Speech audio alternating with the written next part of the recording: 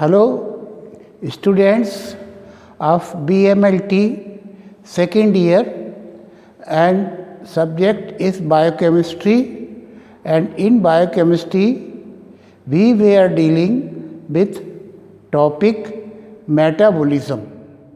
Under metabolism, up till now I have completed general nature of food, that is carbohydrate, protein and fats.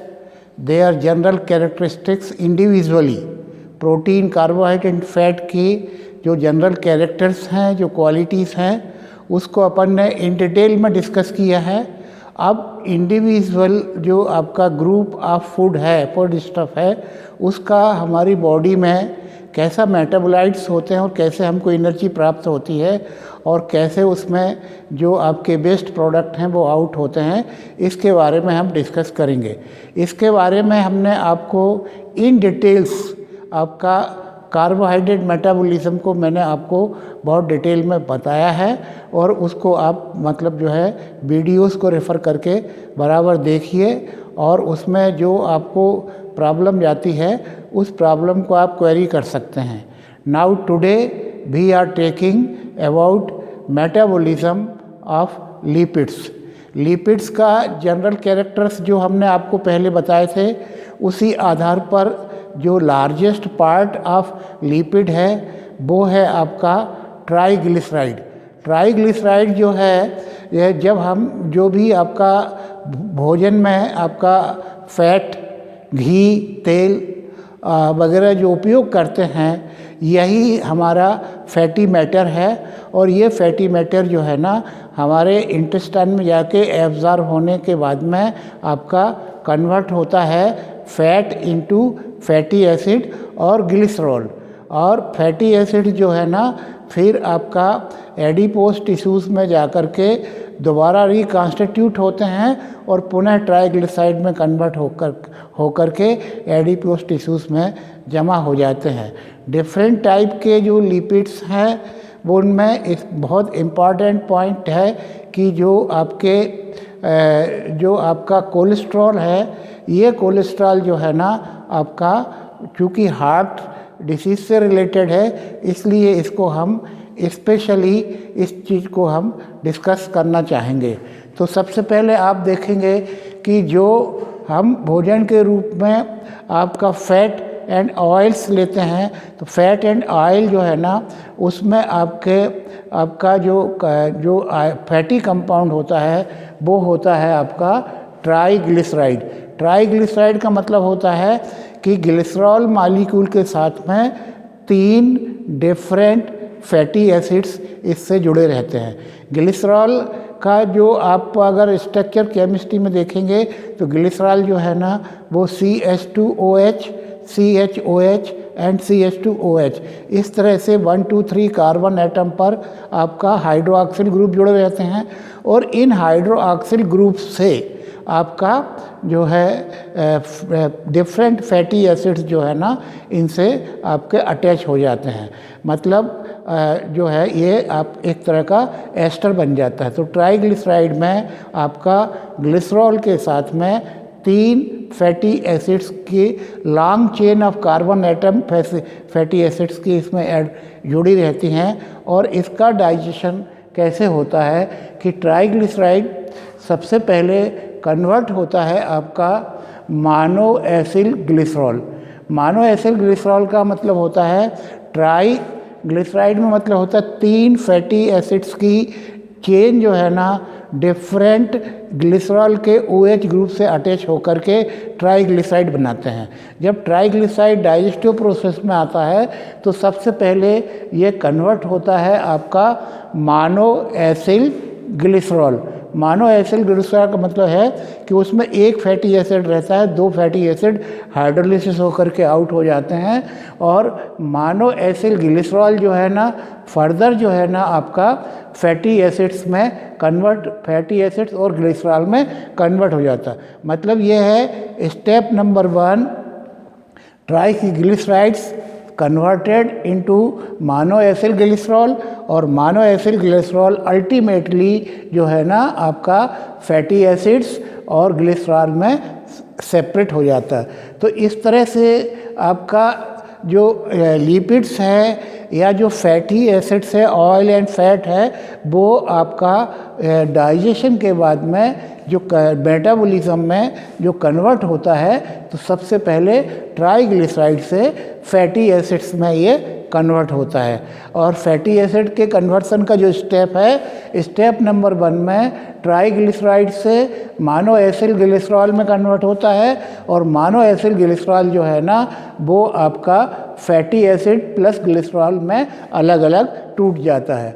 The process of conversion of glycerides into fatty acid and glycerol. The process of conversion of fatty acid and glycerol from triglyceride is known as the process of lipolysis.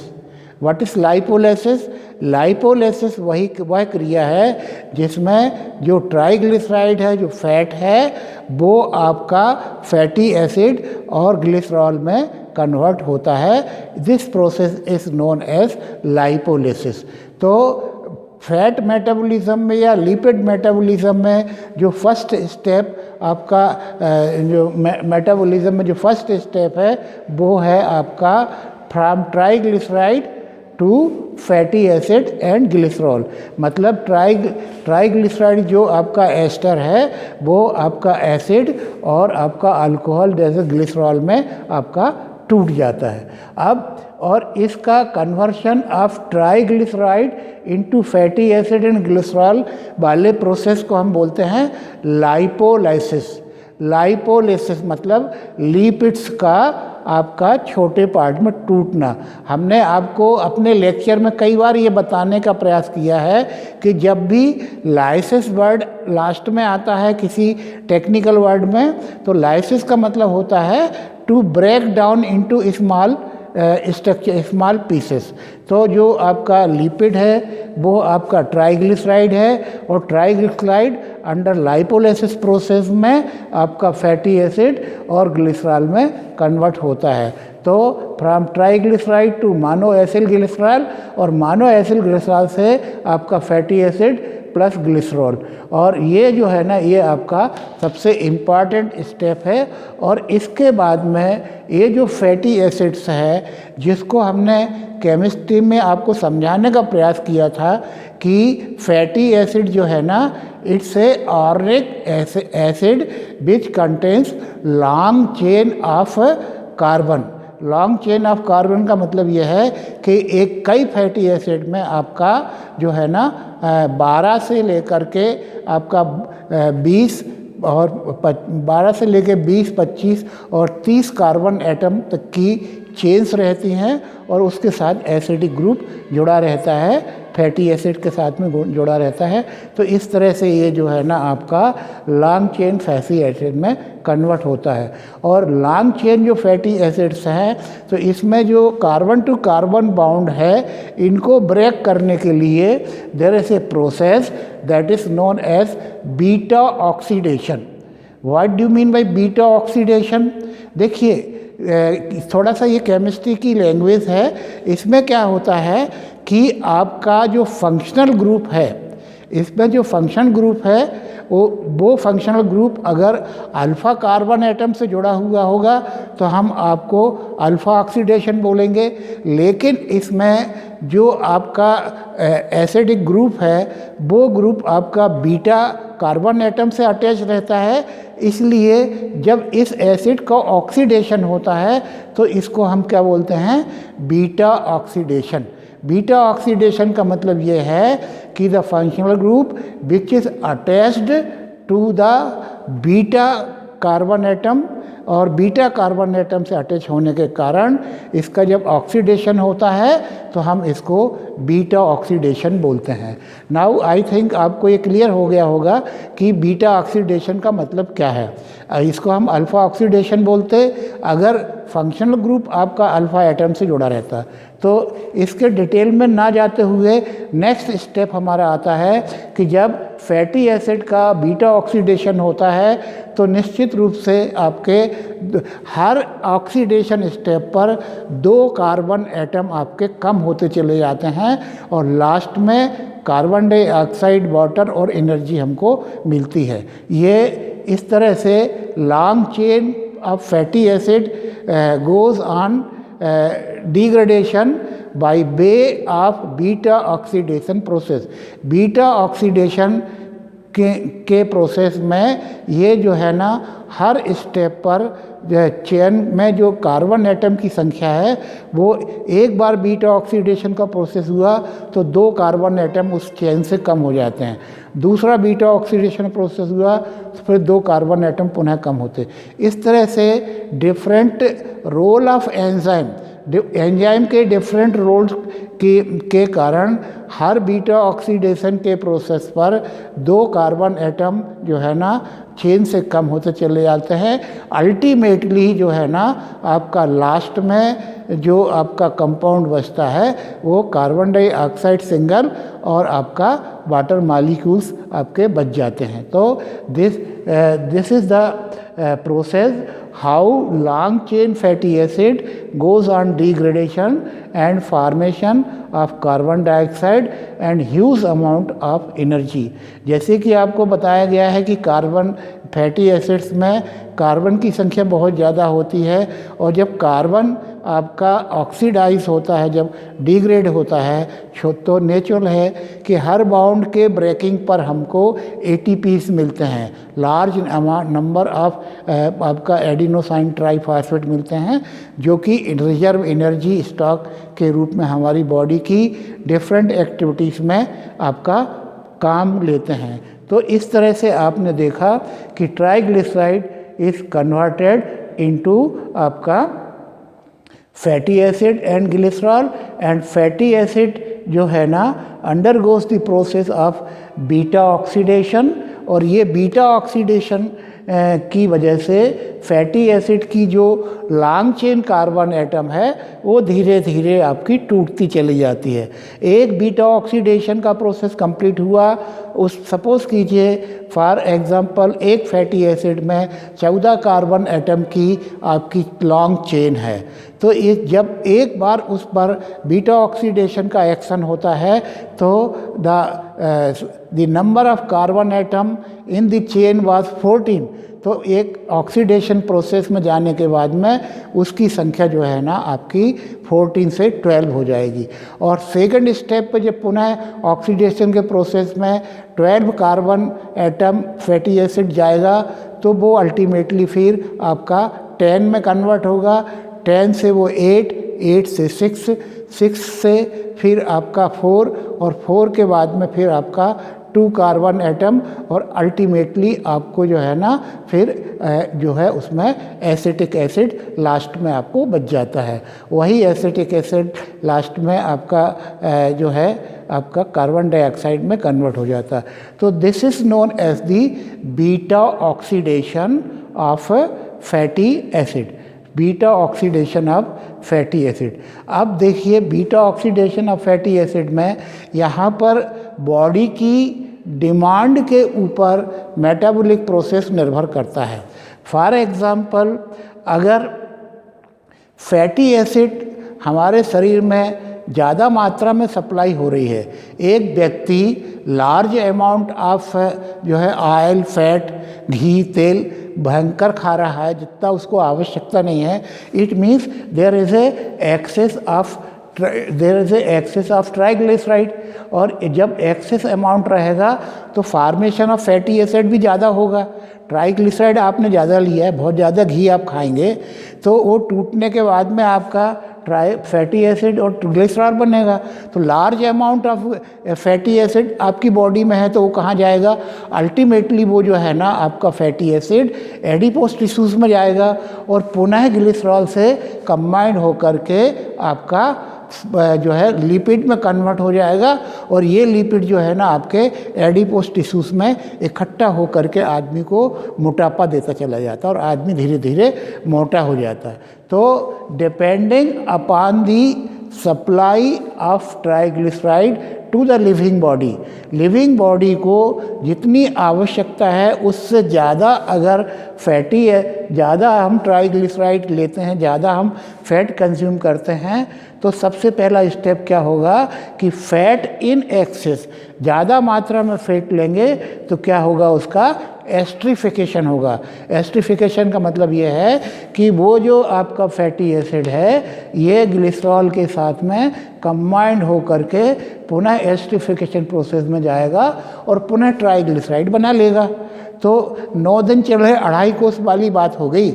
आपको अगर एक स्वस्थ व्यक्ति को 5 ग्राम fat या 5 to 7 gram fat की आवश्यकता पड़ती है, लेकिन वही व्यक्ति अगर 25 से 30 ग्राम, 50 ग्राम, 100 ग्राम जो है ऑयल फैट जो है भोजन के माध्यम से लेता है, तो ये एक्सेस अमाउंट ऑफ जो फैट है, ट्राइग्लिसराइड है, ये ultimately access amount of fatty acid में कन्वर्ट होगा।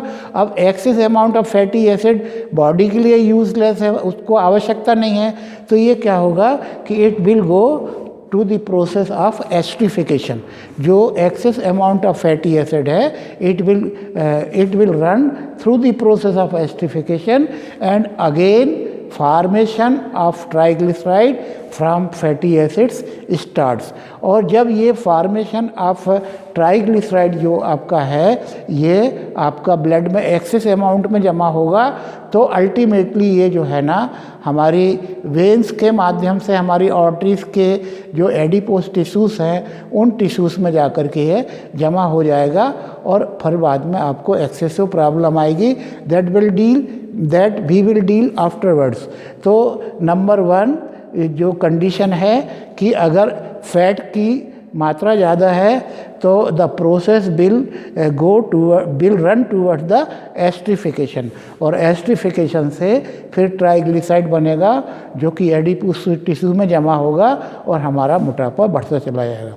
सेकंड पॉइंट ये है कि अगर आप फैट आपको बिल्कुल नहीं ले रहे हैं बॉडी में, ऐसी कंडीशन कब आती है, मैंने आपको कई बार लेक्चर्स में ये बताया है कि अगर व्यक्ति हंगर स्ट्राइक पे जाता है जहाँ पर खाना पीना दोनों सब बंद कर देता है, तो अब भोजन में उसको फैट जब मिल ही नहीं रहा है तो बॉडी में जो आपका फैट डिपॉजिट है वो डिपॉजिट फैट जो है ना आपका एनर्जी के रूप में कंज्यूम करते हैं। फॉर एग्जांपल जैसे कि आप 3 दिन से आप भूखे हैं तो आपने कार्बोहाइड्रेट लिया नहीं है, तो आपके बॉडी में जो फैट डिपॉजिट है वो आपका मेटाबॉलिज्म में काम आएगा, और जब फैट का मेटाबॉलिज्म होगा तो अल्टीमेटली वो क्या है आपका फैटी एसिड और ग्लिसरॉल में कन्वर्ट होगा।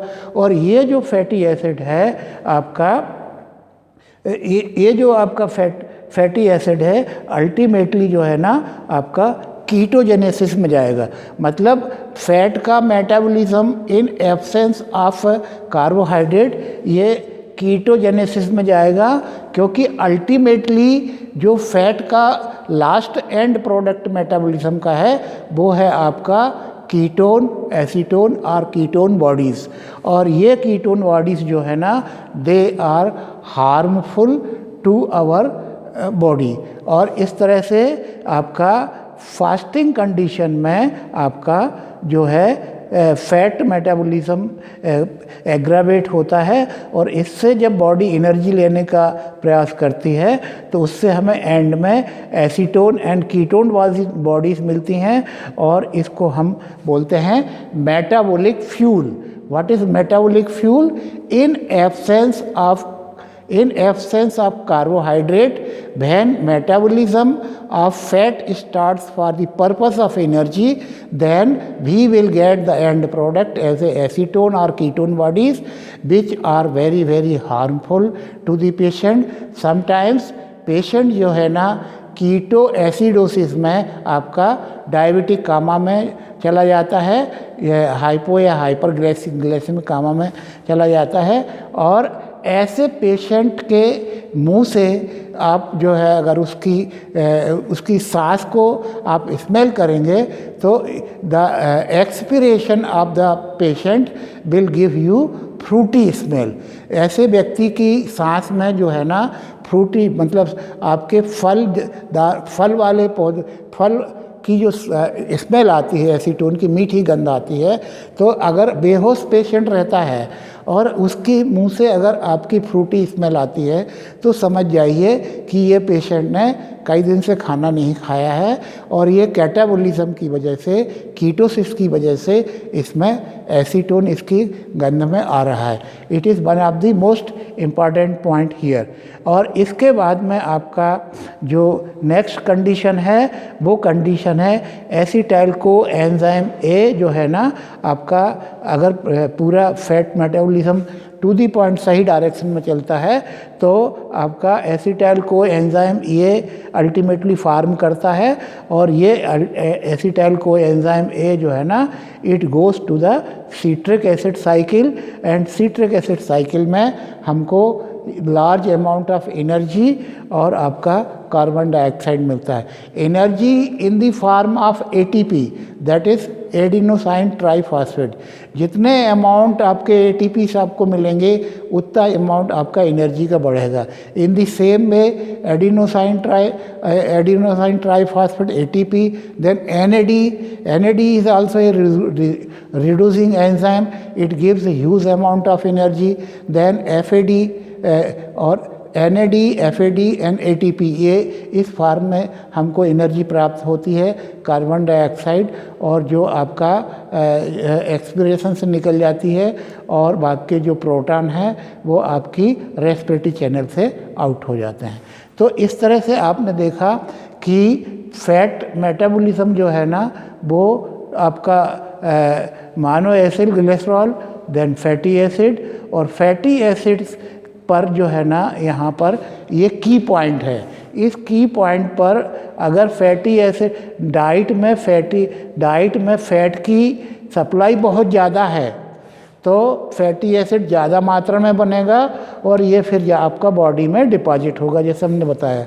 अगर फैटी एसिड जो है ना सप्लाई बिल्कुल नहीं है, पेशेंट ने आपका 4-6 दिन से खाना ही नहीं खाया है, ना आप कोई तरह का भोजन किया, केवल पानी लिया है, तो उस कंडीशन में आप देखेंगे कि कार्बोहाइड्रेट तो उसके बॉडी में है नहीं, फैट जो डिपॉजिट है उसका आपका मेटाबॉलिज्म स्टार्ट होगा और फैटी एसिड से जो है ना आपका कीटोसिस की प्रोसेस के द्वारा कीटोन बॉडीज़ बनेगी और जो कि पेशेंट को हार्मफुल है। अगर ये फैटी एसिड लिमिटेड अमाउंट में मिलता है तो यही फैटी एसिड आगे चल के बीटा ऑक्सीडेशन प्रोसेस को फॉलो करता है और बीटा ऑक्सीडेशन के बारे में हमने आपको बताया है, और बीटा ऑक्सीडेशन की सहायता से ये फैटी एसिड जो है ना एसिटाइल को एंजाइम ए में कन्वर्ट हो जाता है। ठीक, एसिटाइल को एंजाइम ए जो है ना it is the bridging point for almost all sorts of metabolism, चाहे वो कार्बोहाइड्रेट मेटाबॉलिज्म हो, चाहे वो प्रोटीन मेटाबॉलिज्म हो और चाहे वो फैट मेटाबॉलिज्म हो। सभी मेटाबॉलिज्म का जो जब डिग्रेडेशन होता है तो ब्रिजिंग पॉइंट कहाँ आके अटकता है? Bridging point acetyl coenzyme A. Acetyl coenzyme is the bridging point. आप देखेंगे हमने यहाँ पे कार्बोहाइड्रेट लिखा है, carbohydrate will go to the process of glycolysis, it forms pyruvate, ultimately pyruvate will convert to आपका एसिटाइल को एंजाइम ए। तो carbohydrate भी एसिटाइल को एंजाइम में देता है, लिपिड ट्राइग्लिसराइड से कन्वर्ट होकर एसिटाइल को एंजाइम देता है, और इसके बाद में here you see here is protein is converted into amino acid, और ये amino acid ultimately it converts into acetyl coenzyme A. तो all sorts of metabolism of carbohydrate, protein and fat, they ultimately goes to the process of acetyl coenzyme A, and acetyl coenzyme A is the precursor of citric acid cycle or Krebs cycle. Krebs cycle हमने आपको बताया था कि crab जो आपके chemist थे उन्होंने एक साइकिल डेवलप की थी, जिसमें जो चेन ऑफ रिएक्शंस है और पूरे मेटाबॉलिज्म को उन्होंने समझाया था, उस पर उनको जो है ना एनर्जी प्रोसेस को डिसाइड करने में आपका नोबेल प्राइज़ मिला था। और ये क्रेब्स साइकिल और सिट्रिक एसिड साइकिल के नाम से ये जानी जाती है। तो इस तरह से आपने देखा कि हमने आपको लिपिड मेटाबॉलिज्म का सिंपल फार्म आपको समझाया। अब इसमें बीटा ऑक्सीडेशन जो प्रोसेस है, उस प्रोसेस को हमको आपको सेपरेट समझाना है कि बीटा ऑक्सीडेशन में हर स्टेप पर जो आपका दो कार्बन एटम की चेन दो कार्बन एटम चेन में कम होते चले जाते हैं और लास्ट में कार्बन डाइऑक्साइड और पानी बन जाता है। ये आपका सेपरेट प्रोसेस। तो here I tried to make you understand about the fat और लिपिड मेटाबॉलिज्म। कितने मिनट का हो गया? 15।